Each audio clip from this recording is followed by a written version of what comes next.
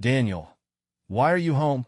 Questioned Rebecca, my wife of 28 years, as she walked in from the garage and spotted me seated at our kitchen table, not even 10 feet away.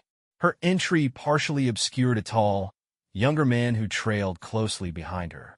Rebecca, as stunning as ever, stood tall at an impressive 5 feet 9 inches, her figure perfectly balanced at 145 pounds. Her auburn hair spilled elegantly over her shoulders, and she was dressed sharply in a professional outfit, a crisp white blouse with one button too many undone, revealing a teasing glimpse of her ample 38D chest.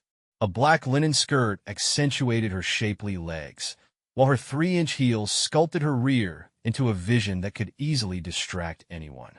Her beauty, however, was overshadowed by her audacious question. Suppressing a smirk, I gave it a moment's thought before dryly replying, "I live here." For just a second, a flash of irritation crossed her face, a look I had been seeing far too often lately. She pressed on, demanding to know why I was home at 3:30 in the afternoon, her tone clipped and impatient. I've always joked with anyone who'll listen that I fell for Rebecca the day we met, I thought to myself.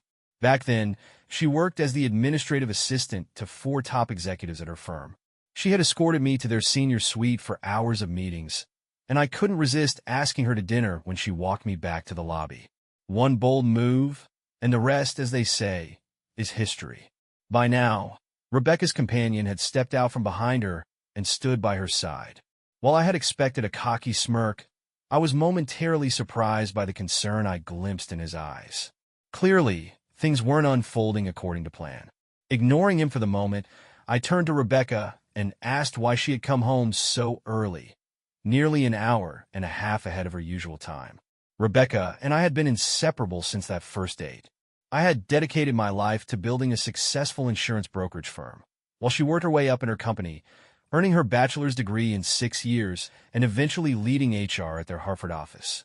For nearly 3 decades, I had loved her without question, but lately I had come to realize just how much she had changed. Determined to confront the situation head-on, I flashed Rebecca my signature crooked grin, the one I knew she hated when I was being defiant. She hesitated briefly before announcing, "We came home early to talk with you." Her use of "we" didn't go unnoticed. Narrowing my gaze, I locked eyes with her. "We?" I asked pointedly. Taking that as his cue, her companion stepped forward confidently and introduced himself. "I'm Ethan Carrington, the new attorney at Morgan & Associates. Rebecca and I have been collaborating closely for the past few months." He extended his hand, but I ignored it entirely, refusing to break eye contact with Rebecca. Leaning back in my chair, I growled, "I know exactly who you are and what you're doing here." For the first time, I saw a flicker of unease on Rebecca's face, and when I referred to her as Becca, a name she despised when used in a patronizing way, she visibly cringed. "You once swore there'd be hell to pay if anyone called you that," I said, letting the word linger. "And yet, here you are tolerating this disrespect from this guy." I jabbed my finger toward Ethan without looking at him. Rebecca, who had always prided herself on meticulous planning, clearly hadn't anticipated this level of resistance. I could see the wheels turning in her mind as she scrambled for control of the situation. She and her boy toy, Mofo, as I silently labeled him, must have rehearsed this confrontation a dozen times, believing I would crumble like a broken man. A glance at Ethan brought a sardonic smile to my face. His discomfort was palpable, and I couldn't help but imagine his gut tightening as the cracks in their little scheme began to show. Taking a deep breath to calm the fury bubbling inside me, I decided it was time to throw them off balance. "Let's make drinks," I suggested coolly, gesturing toward the living room. "We can talk there." Rebecca asked for a glass of wine in a subdued voice. When I turned to her companion, he hesitated, then said something about Rebecca mentioning my love for bourbon and craft beer. Nodding curtly, I got up and walked toward the bar in the family room. As I left the kitchen, I caught the faint sound of urgent whispers behind me. Rebecca and her new friend were clearly scrambling, and for the first time that afternoon, I felt like I had the upper hand. A few minutes later, I joined them in the living room. They were seated together on the sofa, Rebecca with her favorite Merlot and Ethan sipping an amber ale from a tulip glass. I settled into the armchair across from them, raising my bourbon in a mock salute before taking a deliberate sip of the fiery liquid. Ethan returned the toast, studying his beer like some kind of connoisseur. "This is a complex brew," he remarked, swirling the amber liquid. "What kind is it?" "Pabst Blue Ribbon," I replied casually, watching his expression shift from smug to outraged. Ethan's eyes flared with disbelief, and Rebecca, momentarily perplexed, added, "Wait, you've always said Pabst is worse than donkey urine. The worst beer ever made." She stopped mid-sentence as my laughter broke the tension. Clearly irritated, Rebecca snapped, "You're being rude and condescending, Daniel." This was supposed to be a calm conversation. Feigning innocence, I smiled and said, "Rude and condescending? That doesn't sound like me. But maybe you could teach me how to have a polite, uplifting, and loving discussion." Rebecca's lips tightened, her gaze shifting away as Ethan shifted uncomfortably beside her. Finally, Ethan spoke, but I interrupted him immediately. "Hold on a second," I said, fixing him with a hard stare. "First, you called me Mr. Calloway. Then, you took it upon yourself to switch to calling me Daniel. Let's stick to Mr. Calloway, shall we? Or better yet, sir." Ethan's face flushed red, but before he could respond, I turned to Rebecca. "Now," I said, my tone sharper, "why don't you tell me what exactly you wanted to talk about?" Ethan opened his mouth again, but I cut him off with a raised hand. "I wasn't asking you, Ethan. Sit there, drink your complex amber ale, and stay quiet." Rebecca's frustration boiled over. "Daniel, this behavior of yours, it's got to stop." I leaned back, pretending to consider her words. "Stop," I mused. "Would you say my behavior is better or worse than yours over the past 5 or 6 weeks?" Rebecca blinked, thrown off by the question. "What are you talking about?" she asked, her confusion mingling with unease. Ethan's breath hitched as though he could feel their well-rehearsed plan falling apart. Locking eyes with Rebecca, I finally revealed the source of my disgust. "I've been upset, Rebecca, and honestly, I'm not sure what's worse, your little affair, or the way you've been treating me like I'm some kind of idiot." For the first time, Rebecca seemed genuinely stunned. Her expression darkened, and in a hushed tone, she shot back, "You want to talk about being treated like an idiot? I have more friends at your office than you do, Daniel."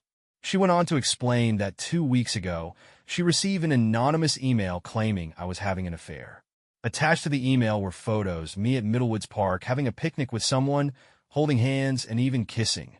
Rebecca's voice faltered, as though she hadn't planned to reveal this part yet. "I was trying to figure out how to bring it up," she admitted. I cut her off, my voice low and steady. "So, Rebecca, do you want a divorce?" Her immediate denial came as no surprise. She leaned forward, her elbows on her knees, and spoke passionately. "No, Daniel. I love you. What happened with Ethan, it wasn't serious. He's new to Connecticut and didn't have any friends. It was a fling. That's all. I was just trying to help him feel less lonely." Her words were dripping with excuses. She shifted gears, insisting, "It didn't mean anything, Daniel. I signed up for a monogamous relationship, and I know I messed up, but it's over. I promise it's over. It'll never happen again."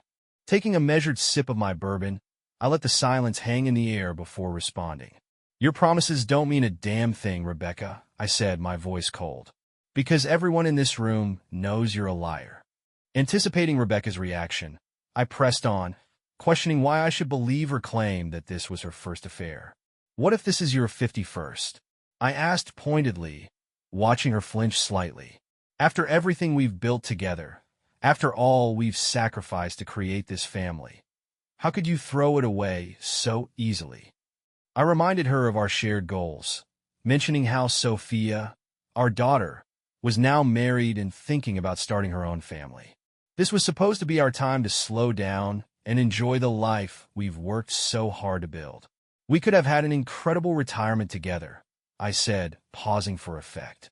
"But I guess a fling with Ethan will be long over and forgotten by then, right?" Without waiting for a response, I rose from my chair and, without so much as a glance to see if either of them wanted a refill, walked to the den to pour myself another glass. I knew my deliberate lack of courtesy wouldn't go unnoticed.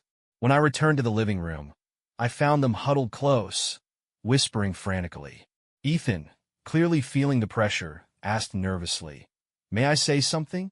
"Go ahead," I replied tersely, my disgust evident in my tone. After gathering his thoughts, Ethan began his self-serving monologue. He parroted Rebecca's earlier description of their relationship, calling it a short-term fling, and expressing regret for getting involved with a married woman, something he insisted he had never done before. He praised Rebecca's exceptional qualities, while acknowledging the gravity of my mention of divorce. Attempting to sound wise, he cautioned against it, arguing that after decades together, throwing everything away wasn't the answer. Then he moved into legal territory, mentioning Rebecca's initial concerns about the prenuptial agreement. He suggested it was outdated and vulnerable, claiming its enforceability was questionable due to its age and changes in the legal landscape. He smugly noted that proof of infidelity was lacking, as though that might absolve them both. I sat there, wondering how Rebecca had become so misguided as to take legal advice from a corporate attorney who barely graduated. As he wrapped up his ill-prepared legal analysis, I turned to Rebecca and said flatly, "I have to ask, was your plan really to rely on a corporate lawyer who graduated in the bottom quarter of his class from Texas Southern University, one of the 10 worst law schools in the country?" Rebecca blinked, caught off guard, and Ethan shifted uncomfortably in his seat. "How did you know that?" Rebecca asked cautiously. "Because I make it a point to know my enemy," I replied smoothly, turning my full attention back to her. "Now, tell me, what's your plan moving forward?" Rebecca hesitated, but after a long pause, she confessed. "Ethan and I are spending the weekend together," she said matter-of-factly. "I'll be at his apartment tonight, and tomorrow we're going to New York City for the weekend. I'll be back on Sunday." Even though I had already pieced together their plans, hearing her say it aloud hit me like a punch to the gut. The audacity of her words was staggering. I stared at her for a long moment, my disappointment and sadness clear. "Do you realize what you've done?" I said finally. "You've tainted something that meant everything to us. Our trips to New York, those weekends were special. Spectacular views, award-winning Broadway shows, concerts and games. Those were the memories we built together. And now, you're turning those into something cheap and sordid." Rebecca seemed to sense the depth of my devastation, but I could see she was too far gone to fully grasp it. Finally, I turned to Ethan, who looked visibly uneasy. "How's your wife handling this?" I asked coldly. Rebecca interjected sharply. "Stop it, Daniel. Ethan is a widower. His wife passed away years ago." Ethan flinched at her bluntness, cringing visibly. I couldn't help but smirk. "So, you're a widower, Ethan?" I remarked, my voice dripping with sarcasm. "How touching. And yet, even you seem to have more decency than Rebecca." Without waiting for a response, I reached down and pulled a manila folder from my bag. Opening it, I scanned the first page before continuing. "Let's talk about your late wife, Dr. Cynthia Carrington. She was an ER surgeon at Ascension St. John's Hospital in Detroit. A remarkable woman. She had a husband, Ethan, and 2 daughters, Katie and Lacey. Hartford, Connecticut, a place Cynthia had relocated to so she could join her husband after their children finished school. The irony was thick as I considered this piece of history, given the mess now unfolding in my living room. Despite my growing dissatisfaction with my marriage, I couldn't help but smirk at the look on Rebecca's face. It was almost amusing. Rebecca confronted me sharply. "Did you lie to me?" she demanded, her voice edged with accusation. I couldn't contain the laughter that bubbled up. "You're seriously asking me that? A cheat and a liar accusing each other of dishonesty? That's rich," I said, shaking my head in disbelief. Before I could say more, Ethan reached out, cupping Rebecca's hand in his. The sight made my blood boil, but before I could lash out, I felt an unsettling realization settle over me. I simply didn't have the energy to care anymore. Ethan, emboldened by Rebecca's silence, began speaking in a tone meant to sound earnest, but only came off as pathetic. He apologized profusely, admitted his lies, and professed his so-called love for Rebecca. "I want a future with you," he said, his eyes brimming with false sincerity. It was nauseating. Rebecca, after a brief pause, took his hand. Turning to face me, She promised to cut ties with Ethan and return to being the loving wife she claimed to be. Their hollow exchange felt like the final nail in the coffin.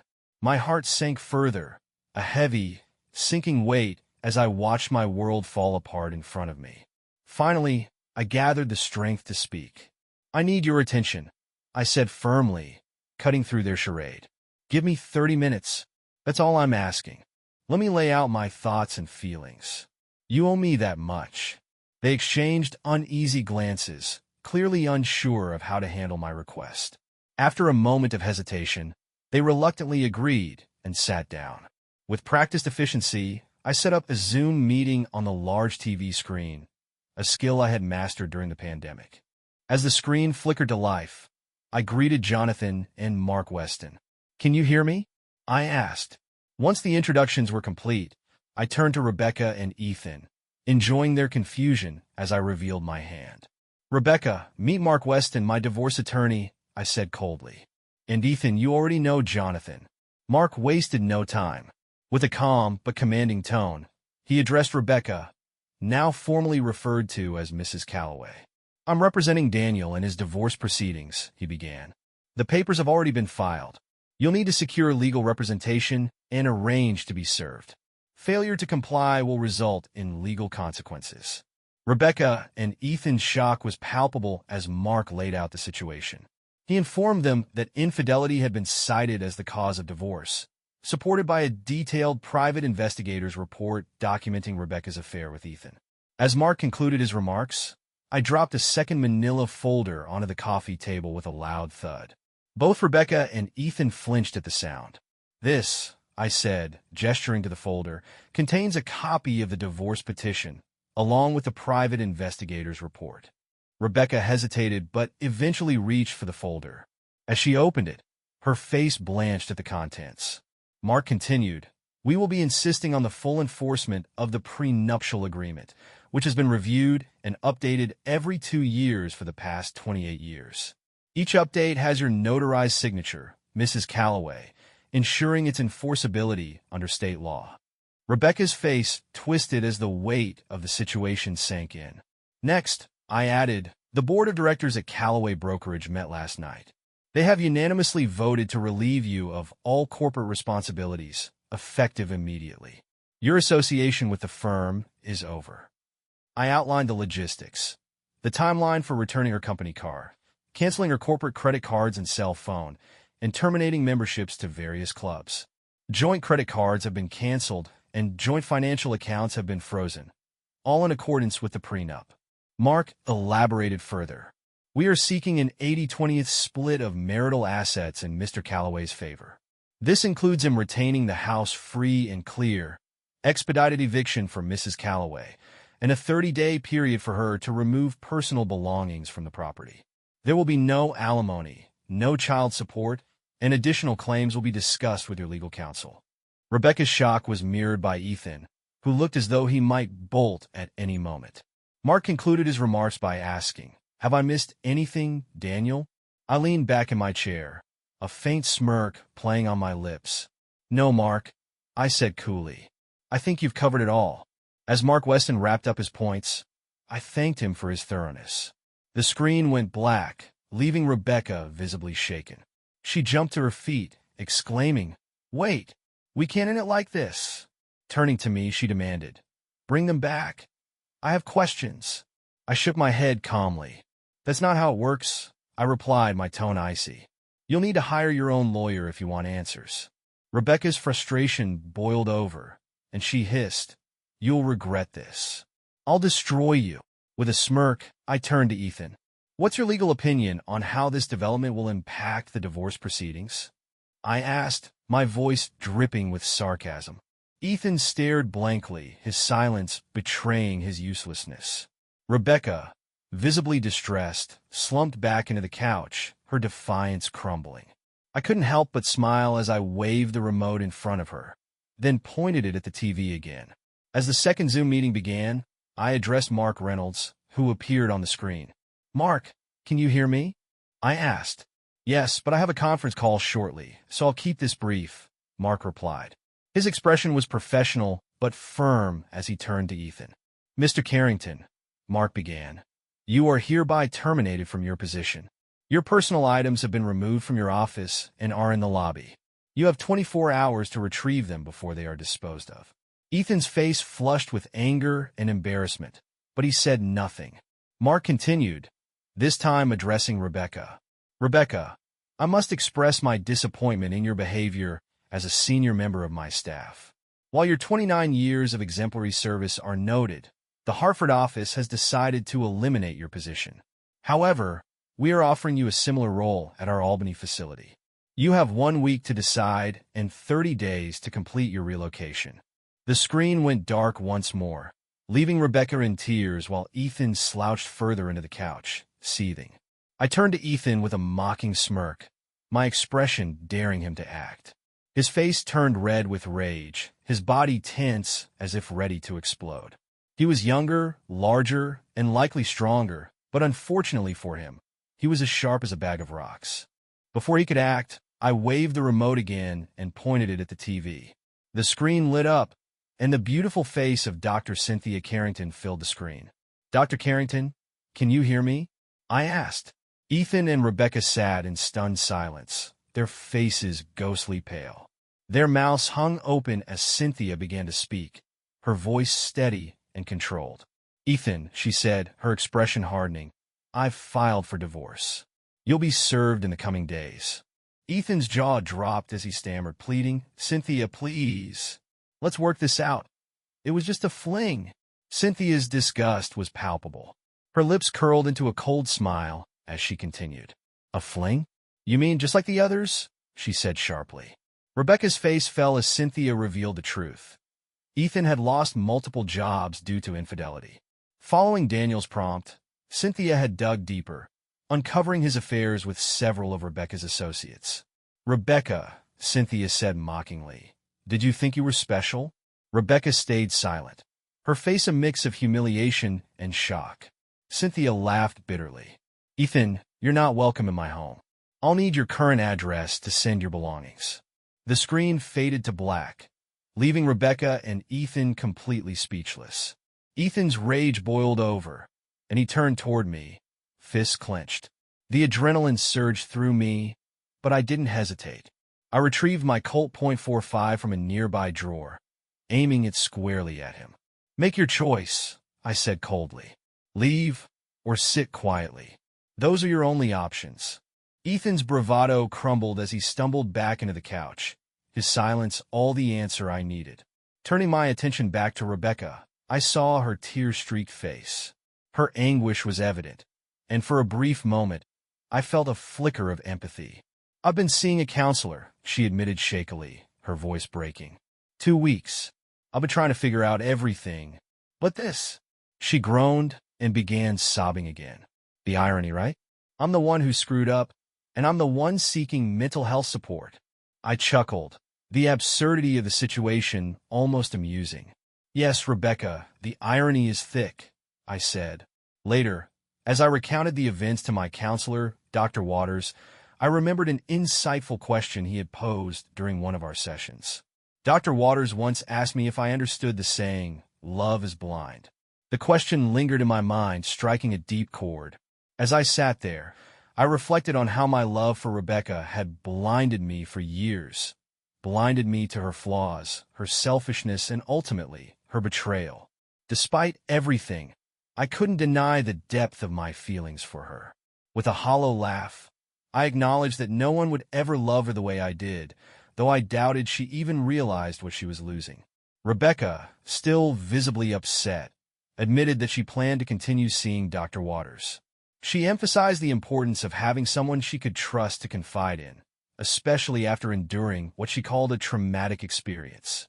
She seemed genuinely shocked by the humiliation she faced today, claiming she had never imagined such disrespect from someone she once loved so deeply. However, in true Rebecca fashion, she found a way to remain optimistic. She declared her determination to overcome the pain and move forward, though her words felt hollow in the wake of her actions. She mentioned discussing her plans for the day with Dr. Waters, who had expressed mixed feelings about Rebecca's intentions. While Dr. Waters approved of the first 3 Zoom meetings as a cathartic form of accountability, she had serious reservations about the next one, fearing it could hinder Rebecca's personal recovery. I briefly considered the advice. Dr. Waters was likely right. The upcoming Zoom meeting would be far more damaging than helpful. But frankly, I didn't care. Some truths had to be exposed, no matter the cost. Holding up the remote for the 4th time, I waved it mockingly, watching Rebecca shrink back into the couch. Her panic was evident, and I relished her discomfort. Without hesitation, I pointed the remote at the TV and pressed the button. All eyes were glued to the screen as the face of our daughter, Sophia, appeared. Rebecca gasped, a murmur of anguish escaping her lips. "Sophia," I said softly. Sophia looked directly into the camera and spoke with unmistakable clarity. "Dad, I love you," she began, her voice steady. I could see the tears welling in Rebecca's eyes as I returned the sentiment. "I love you too, sweetheart." Rebecca's voice cracked as she cried out, "How can you treat me like this, Daniel?" Sophia cut in, her tone sharp and unwavering. "Mom, I overheard your conversations with your boyfriend. I know everything, your actions, your plans. And honestly, I am disgusted. Your behavior is grotesque, selfish, and pitiful." Rebecca tried to justify herself, but Sophia wasn't having it. "Stop," Sophia said firmly. "You're self-absorbed and completely blind to the damage you've caused." Faltering, Rebecca switched tactics, pleading with Sophia. "I've been so lonely without you. I miss you so much since you moved away." Sophia frowned, her expression perplexed. "Are you blaming me for this, Mom?" Rebecca shook her head desperately. "No, that's not what I meant." Rebecca begged Sophia to come to Boston so they could talk, but Sophia refused outright. "Why would I do that when you have plans to be with your boyfriend? Your private celebration near Cape Cod?" Sophia's voice softened slightly as she revealed her pregnancy. "I'm expecting, Mom, and I want to celebrate with people who bring love and happiness into my life, not the negativity you've let consume yours." Rebecca's face fell. "I'm your mother. I demand to be there," she shouted, her voice breaking. Sophia's response was swift and firm. "No, Mom, I won't have your chaos overshadow this moment for me." The screen went black for the 4th time, leaving Rebecca sitting in stunned silence, tears streaming down her face. Ethan slouched beside her, his expression a mixture of anger and defeat. I stood up and discreetly tucked my pistol into the back of my waistband. Looking at Rebecca, I said evenly, "I'm going out for dinner. I'll be back in 2 hours. Pack your belongings and essentials. You're not stepping foot back into this house until the court responds to my divorce petition. That should take about a week." Turning to Ethan, I gave him a cold, measured look. "You have 3 days to leave the state. If you're still here on Monday, there will be consequences. Severe consequences." I walked to the door, pausing to glance back at the defeated pair. With a smirk, I remarked, "Supposed to be a beautiful weekend in New York." Then I walked out, leaving them to sit in their humiliation. I built my own company from the ground up, a multi-million-dollar construction business. Few people know about my military service because of the demons I wrestled with afterward, which led to 4 years of intensive counseling. My pilot's license actually predates my time in the military, but Lauren, my wife, never trusted me enough to join me for flights. From the moment I met Lauren, I was smitten. We married 2 years later, despite the disapproval of her family. Coming from old money, Lauren's maiden name, Moore, tied her lineage back to Richard Moore of the Mayflower. To them, I was nothing more than a glorified servant. Despite their disdain, I spared no expense to give Lauren everything she could want. I bought a grand house in Cambridge, Massachusetts, complete with a 4-car garage and a shiny BMW for her. Together, we have, or rather, she has 2 children, David, now 21, and Matthew, who's 19, both currently in college. I even bought them each brand new BMWs, while I still drive my 10-year-old GMC 4-wheel drive pickup. About 6 years ago, everything changed. They began to treat me with utter disrespect, later revealing that they didn't even consider me part of the family. They ignored my words, did as they pleased, and only listened to Lauren. 8 years ago, I hired Ethan, believing he was my best friend. The kids adored him instantly. But about a year ago, Lauren made the mistake of leaving her email open. My curiosity got the better of me, and what I found shattered my world. In those emails, Lauren confessed that she had despised me from the very beginning. Her family shared her sentiments. But the real bombshell? David and Matthew weren't my children. They were Ethan's. They'd known the truth for years. Unbeknownst to me, Lauren had known Ethan long before I hired him. Together, they found amusement in my obliviousness.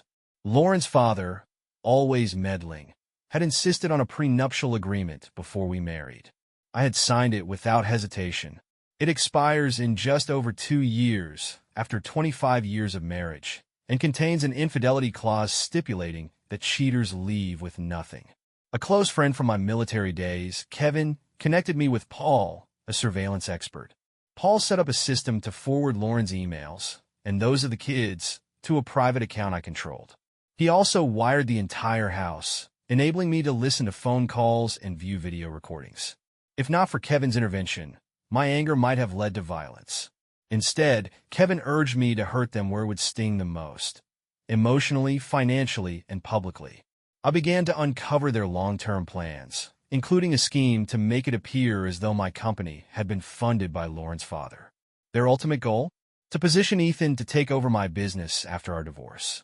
This explained why Ethan had so strategically applied for a position at my company, ingratiating himself with me to appear as my closest ally.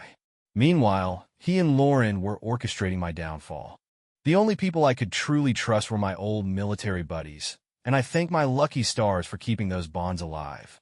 I brought Paul into my business as a computer consultant, and he worked tirelessly to secure the network, helping me identify allies and enemies within the company. For the next year and a half, I played the role of a dutiful husband, enduring the strained relationship.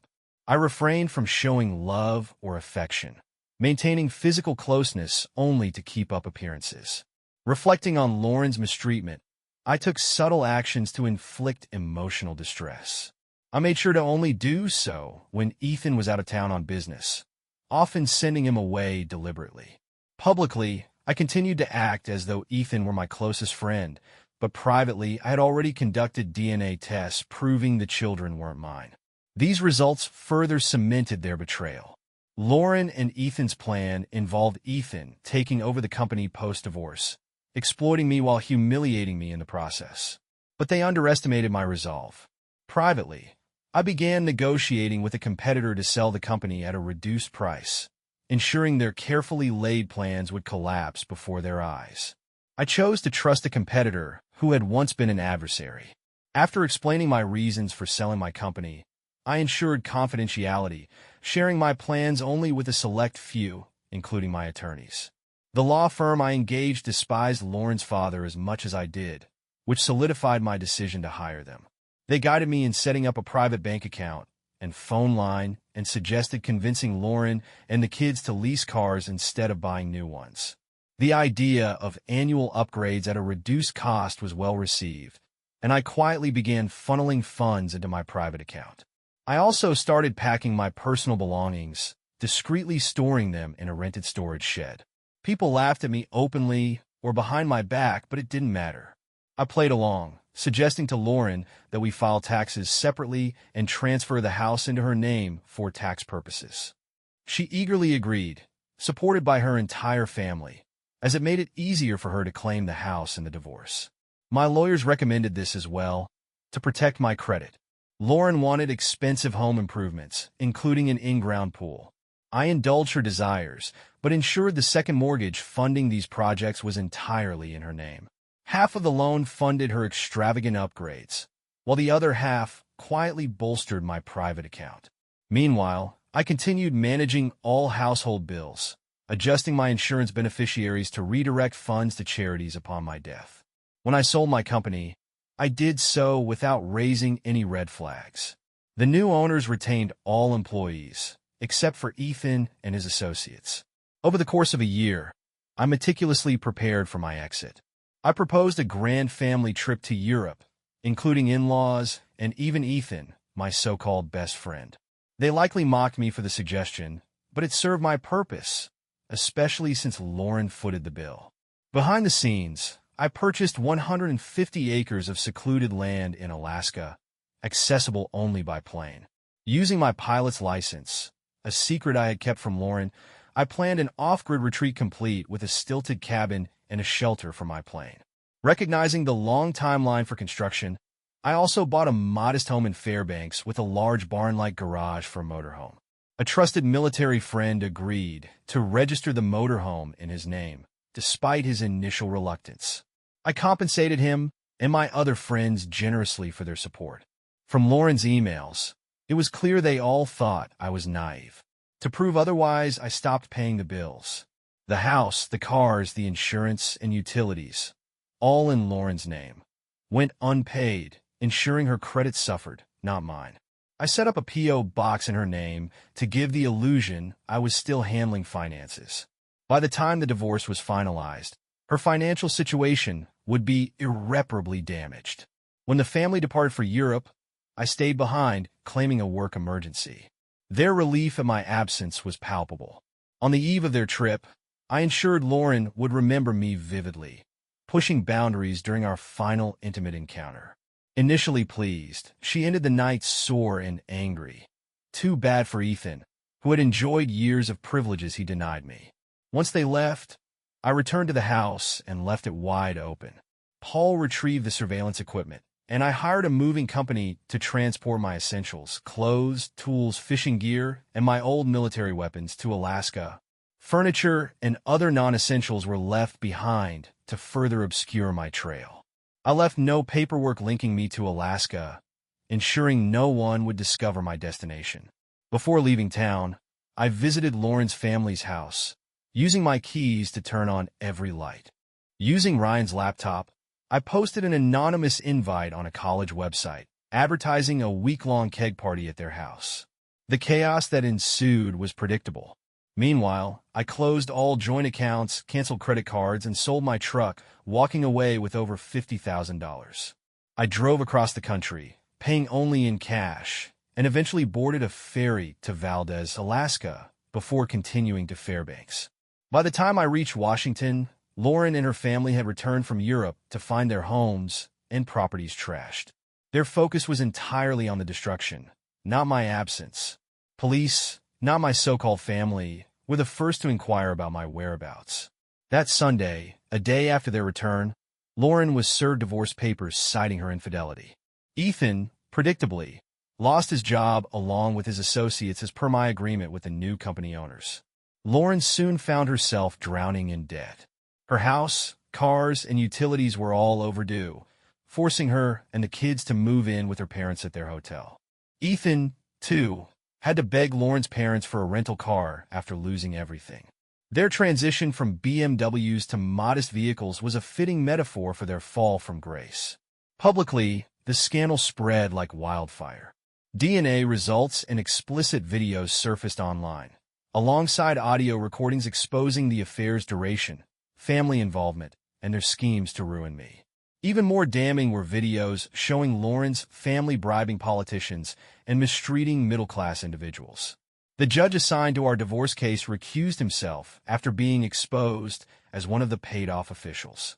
Years later, during a trip to Boston to finalize old business, I visited a restaurant frequented by Lauren's family. I had grown a long gray beard and was in excellent shape, making me unrecognizable at first.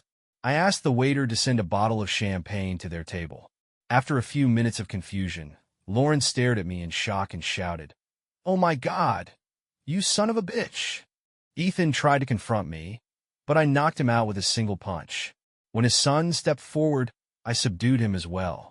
Lauren screamed insults, blaming me for ruining her family. The police arrived and arrested me, but surveillance footage proved I had acted in self-defense. Lauren later requested a meeting at my hotel. Sitting in the lobby, I calmly explained that I had discovered their plot and acted accordingly. She admitted she initially enjoyed the manipulation and the affair, but claimed it wasn't personal. I left the conversation there and returned to Alaska, ready to continue my peaceful, off-grid life. They would have to live with the ruins of their lives, their reputations, and their finances. A far more satisfying resolution than resorting to violence.